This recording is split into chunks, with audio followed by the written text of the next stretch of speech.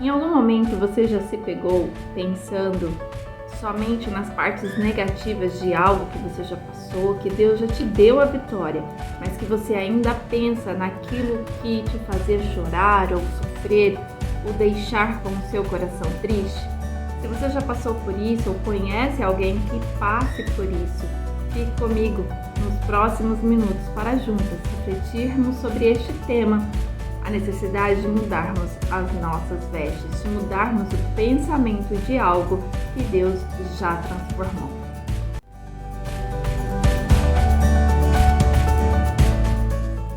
Seja bem-vinda em mais um dia de reflexão do canal Palavra que Transforma. Um canal para que juntas possamos refletir sobre a Palavra de Deus e refletindo sobre a Palavra de Deus, a nossa vida é transformada, edificada, fundamentada em quem nos criou, no nosso Deus e os seus ensinamentos. Hoje, o segundo dia de reflexão com o tema Mude as suas vestes. Que vestes? Eu não digo essas vestes nas quais nos protegem, nos enfeitamos, que refletem muitas vezes qual é o nosso estado emocional. O que vamos refletir hoje é sobre mudar as vestes do nosso pensamento sobre algo. E no primeiro dia falamos do Salmo 30, que diz que o Senhor é a nossa misericórdia, Ele que nos concede as bênçãos. E por isso Ele transforma a nossa veste de amargura em veste de alegria. E precisamos então viver assim, nessa essência. Saber que tribulações virão sobre a nossa vida. Você pode estar neste momento passando por alguma tribulação em alguma área, mas na certeza de que Deus tem uma promessa, de que Deus está com você e de que Deus é misericórdia. E Ele vai transformar a sua veste de lamento, a sua veste de angústia, de medo, em veste de alegria. E o Senhor nos direcionou a 3 aspectos da nossa vida. A espera da justiça de Deus sobre alguma situação. Também vamos refletir sobre a espera da restauração de algo e também no aspecto da espera da restituição. Dentro de cada aspecto desse, nós vamos falar da vida de um personagem bíblico.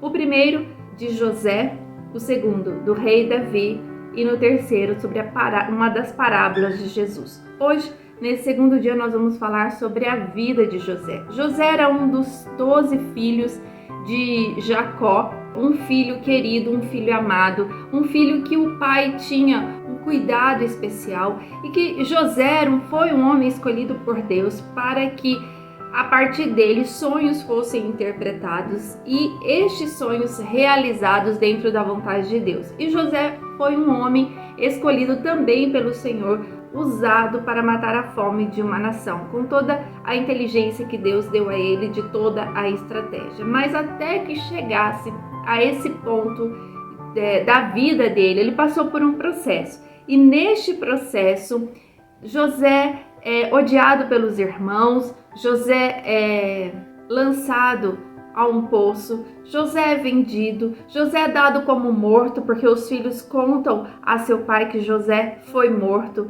José é escravo no Egito. Na escravidão, Deus está com ele, Deus prospera todas as coisas. Mas nesse processo de escravidão, onde este era usado como um administrador excelente na casa do seu senhor, ele é caluniado. A esposa do seu senhor diz que ele a atacou. E nesse processo, ele é levado para a prisão. Na prisão, então, o Senhor continuava com José. O Senhor fazia prosperar tudo que José tocava, onde José estava. E na prisão, 2 homens que lá estavam têm sonhos e José, sendo escolhido por Deus, também interpreta estes sonhos. Um desses é morto, cumprindo assim o sonho que teve, e o outro, que era o copeiro, é retirado da prisão. Quando este é retirado da prisão, José diz a ele: lembre-te de mim para que eu saia dessa prisão. Afinal de contas, José estava na prisão injustamente. José estava à espera da justiça. Quantas vezes nós estamos neste processo de esperar a justiça de Deus, de algo que aconteceu conosco, com alguém que você tem orado, e esse processo se estende por algum tempo, mas você ainda tem a esperança da justiça de Deus. Nesse tempo de esperança, mesmo que o Senhor fale que o seu coração tem que estar alegre, seu coração tem que estar esperançoso, porque Deus é a misericórdia sobre a nossa vida.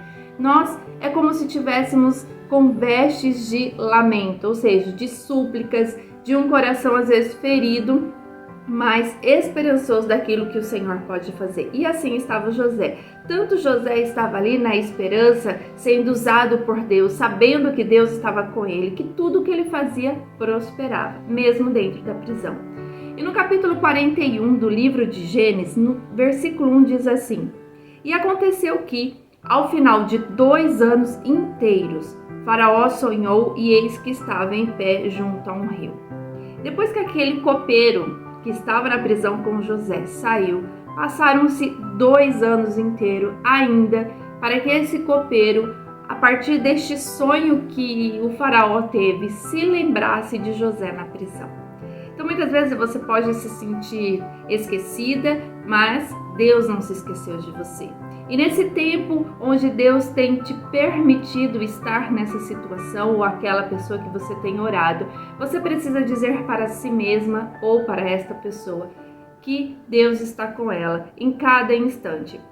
Mas para continuar com as vestes de súplicas, com as vestes de oração, de pedir a Deus que o Senhor intervenha sobre essa situação. Voltando para a história do faraó, o sonho de faraó ninguém conseguia interpretar, até que o copeiro então lembrou-se de José e disse: tem um homem na prisão hebreu que pode interpretar o teu sonho. José então é retirado desta prisão, e quando ele é retirado desta prisão, acontece a mudança das vestes. E diz assim a palavra de Deus a partir do versículo 14 desse mesmo capítulo 41. Então enviou o faraó e chamou a José, e o fizeram sair logo da cova, e barbeou-se e mudou as suas vestes e veio a Faraó. Para se apresentar a um rei era necessário mudar as vestes. Foi necessário mudar as vestes de José para que José estivesse à frente do Faraó. Mas José poderia ter se negado, José poderia ter dito: eles precisarão me ver como eu estou para entenderem realmente que eu fui injustiçado. José poderia ter tido diversos comportamentos, mas José se entregou ao comportamento da mudança de vestes para se apresentar àquele que seria instrumento de Deus para livrá-lo da prisão. Porque não são as pessoas que nos livram das nossas situações ou que nos fazem sair do âmbito da injustiça para o âmbito da justiça, mas é nosso Deus que está conosco, que faz através das pessoas o que é vontade dele perfeita para nós.